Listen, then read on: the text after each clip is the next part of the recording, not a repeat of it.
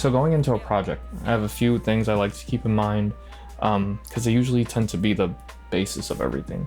I'll get into the mental aspects of this a bit later because it is important, but I like to keep in mind how important these things are to me. Is this a song I'm writing to my mom? Is this a music video I'm doing for a friend? Depending on how important it is, I might treat certain things differently.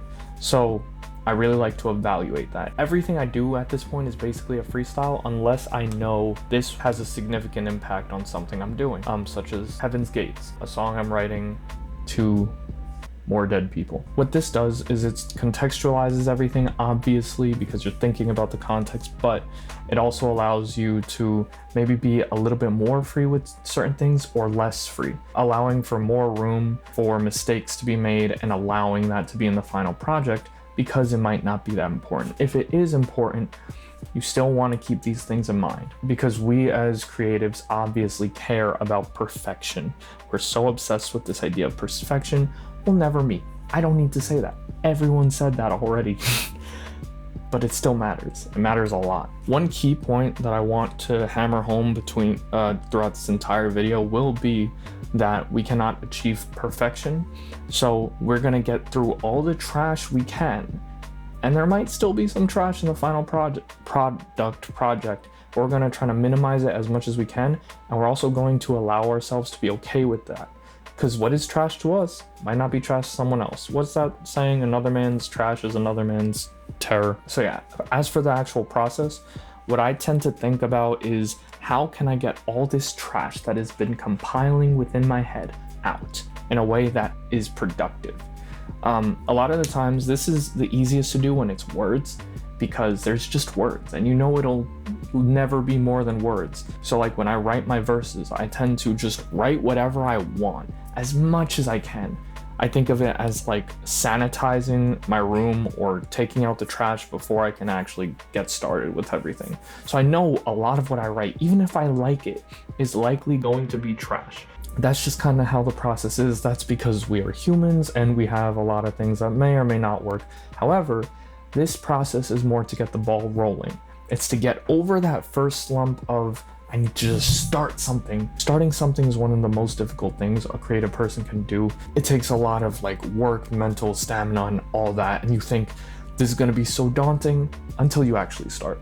Everyone knows as soon as you get started, things just tend to get rolling. There's certain pieces like freestyles or vent pieces that people do. I know I'm a rapper, so I tend to write a lot of freestyles. Half orphan, but I'm feeling like a Batman. For myself, I have a bunch of my notes, and these tend to be just emotionally based, and I just want to get stuff off my chest. That's why it's also important to have the context and how important these things are to you in mind. I just wanted to get some emotions out, which is 90% of my music, so that's just, I've become okay with it. Even if you think something's gonna be your magnum opus, you never know, dude. You never know. Just, it's best to keep things rolling. You gotta keep the context in mind, but don't stress over it. Do not stress over it. You're just gonna filter it as much as you want, but you're not gonna overdo it. I know that's confusing, but it'll make sense. Even things such as the planning stages will have a lot of trash in them. Hi, I'm editing this now, and I kind of realized I use trash like a lot, and it's not meant to be like a negative term, even though I use it so aggressively, kind of. It's just more so, trash is more so you can think of as things that you will not keep in the final cut, or things that are just not as polished as you would like them to be. That's all. You might have a shot that you want to do, and when you actually go to do it, or when you actually draw it out in your storyboard, you're like, wow, this looks like garbage. How can I make it better? So that's just part of the process as well. But on that note, we can get into planning the actual piece. When it comes to any sort of creative work, especially stuff like websites, that's just been what I've been doing. Creating as much wireframing, sketches, structural pieces to put together before you actually start building is so crucial, and it will save you an immense amount of time. How many times have you gone into a project thinking, okay, I want to start with this, and you just kind of do it, and then you realize later that shot might not have even worked for the project you're on, or this sound I'm trying to use, or this opening line does not work.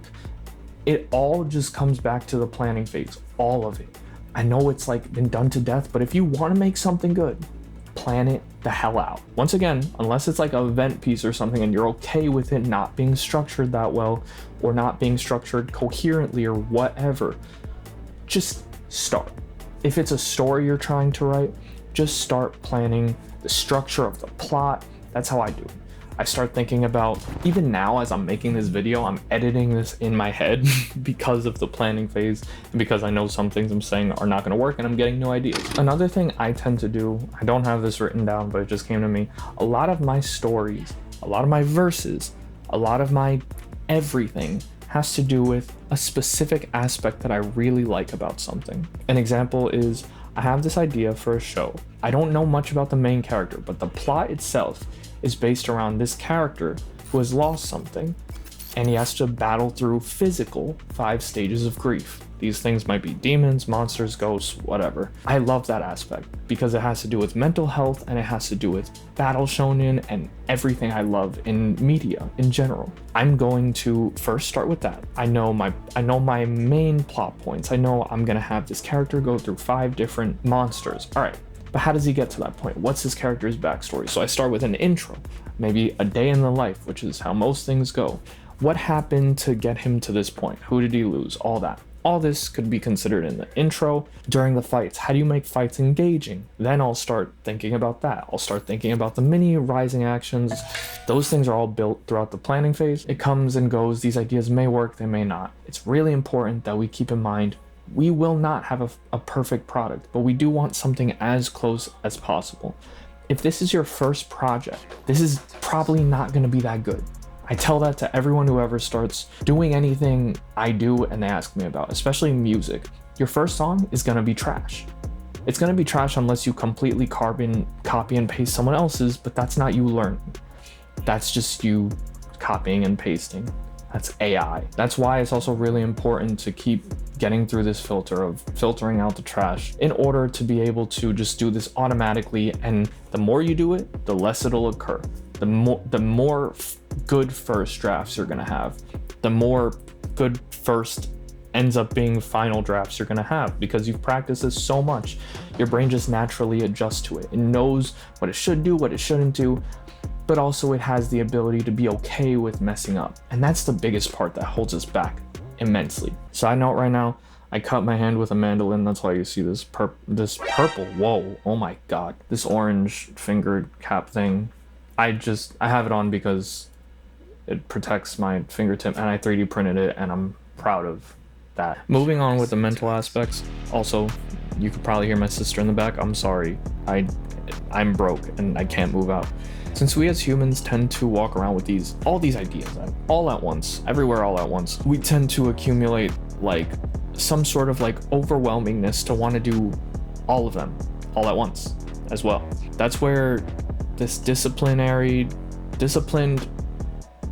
based mindset comes into play that I will be bringing up now, because I don't know how to structure these videos. I read somewhere that art is like 10% inspiration and 90% something else. I'm sure you could finish the quote. I like to say art is like 10% inspiration, 90% made up inspiration. I don't work off of eureka moments. I work off of, I have an idea, I write it down, and then later, even when I'm not feeling like it, I go back to that idea and I work on it. I work on it until it's good.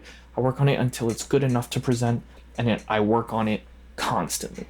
I get all the bad ideas out that are just maybe too insane, too clinically depressed or whatever, and I just filter everything out and I just put out whatever I need to, how I need to, and I'm good with it. Most of my songs I would not consider nearly where I started, but I think there's something in that imperfection that makes things perfect, and that comes with not being inspired 100% of the time to do something.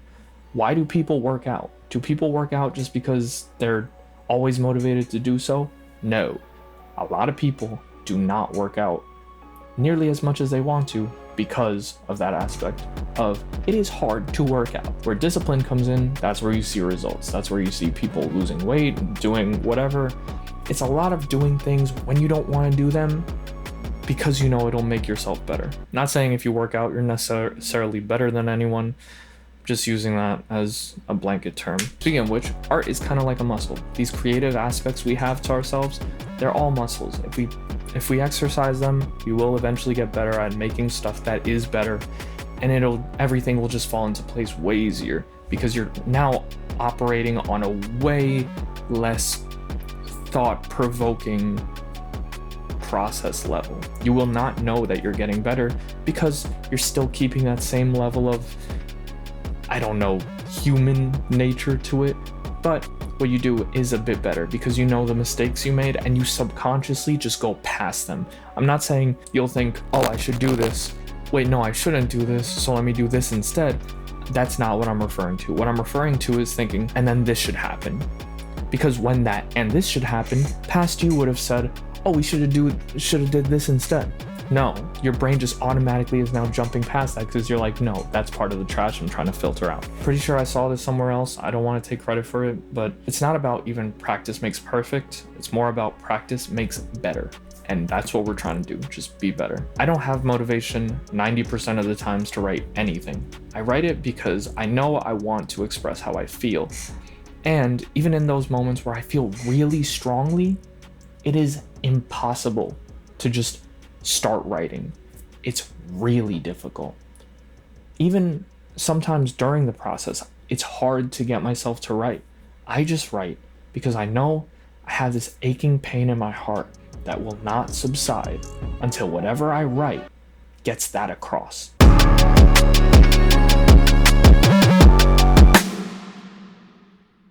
It's always a ton of work, but in the end, it does help that aching pain subside a little bit.